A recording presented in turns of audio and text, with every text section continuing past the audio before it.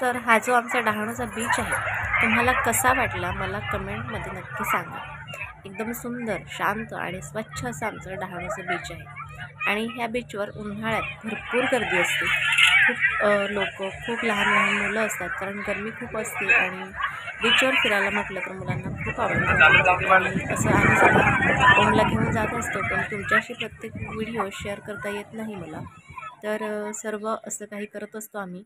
आणि बघा सकाळचीच देवपूजा झालेली आहे। देवपूजा झाल्याच्या नंतर पुढच्या कामांना सुरुवात करते। लहान सहान खूप सारी कामं मी घरातून करत असते, परंतु प्रत्येक वेळेला तुम्हाला मी ते लहान सहान व्हिडिओ शेअर करतेच असं नाही, कारण घरात कामंही असतात आणि तितका वेळ मला पुरत नाही। आणि व्हिडिओ काढायचा म्हटलं तर एक माणूस कुठेतरी पाहिजे किंवा सर्व त्या तयाऱ्या करत बसा, मग तुम्हाला दाखवत बसा। वॉकला जात असताना ही सफेद रंगाची रुई मला दिसलेली आणि ही रुई अगदी प्रत्येकाच्याच घराकडे असेलच असं नाही, तर कधी-कधी ही रुई सफेद रंगाची कुठेतरी रस्त्याच्या कॉर्नरला किंवा एखाद्याच्या शेतात अशी आढळते। आमच्या आजूबाजूला ह्या सफेद रंगाच्या रुई नाहीच आहेत। सर्व त्या ज्या आहेत त्या ज्या पर्पल रंगाच्या आहेत त्याच दिसतात आणि ही अचानक मला सफेद रंगाची दिसली, त्यामुळे मी शूट करून घेतलं। आणि ओम बघा कागदीची फुलं तोडतो।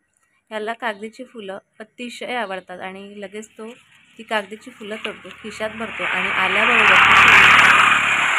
ती फुलं ठेवत असतो। पण काय म्हणावं, मुलांची आवड। हॅलो नमस्कार। आजच्या दुपारच्या छोट्याशा ब्लॉगमध्ये पुन्हा एकदा तुमचं नव्याने स्वागत आहे। आणि ओमने आत्ताच पावडर लावलेली आहे, कारण त्याला कॅमेरा समोर यायचं होतं, पावडर लावल्याशिवाय येत नाही तो। तर आज मी भरपूर साऱ्या दिवाळीच्या करंज्या बनवलेल्या आहेत। जशा आपण दिवाळीला करंज्या बनवतो तशाच करंज्या बनवल्यात।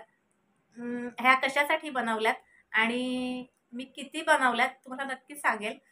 तुम्हाला कशा वाटल्या मला नक्की सांगा आणि तुम्हाला पण हव्या असतील तर माझा नंबर आहे 9145393541। तुम्हाला ऑर्डर करायची असेल तर करू शकता। कुठलेही पदार्थ तुमच्या घरपोच पोचवायचं काम माझं आहे। तर दाखवते तुम्हाला करंज्या कशा आहेत।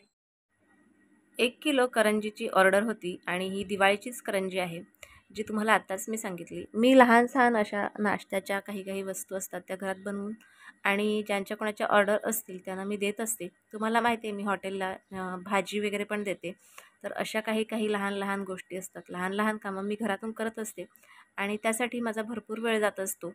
पण करणं खूप गरजेचं असतं, कारण आपल्याला सगळ्या कामांची सवय असायला घेतलेला आहे आणि ह्या डब्याचं वजन मी मायनस करून घेतलेला आहे, 0 केला आहे आणि आता करंजीचं वजन करणार आहे। तर आता एक करंजी 35 ग्राम आहे, म्हणजे 35 ग्रामची एक करंजी आहे। अशा आपल्याला अर्धा किलो एका डब्यात भरायच्या आहेत। आता ह्या सुरुवात केली आहे डब्यात भरण्यासाठी।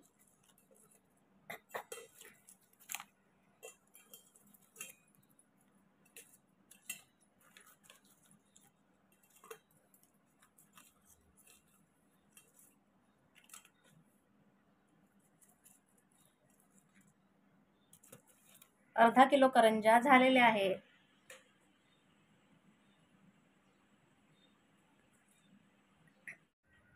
आमच्या आगरी लोकांची भाकरी आहे, सकाळी नाश्त्यापासून ते रात्री जेवणापर्यंत कुठल्याही वेळेला ही भाकरी खाल्ली जाते।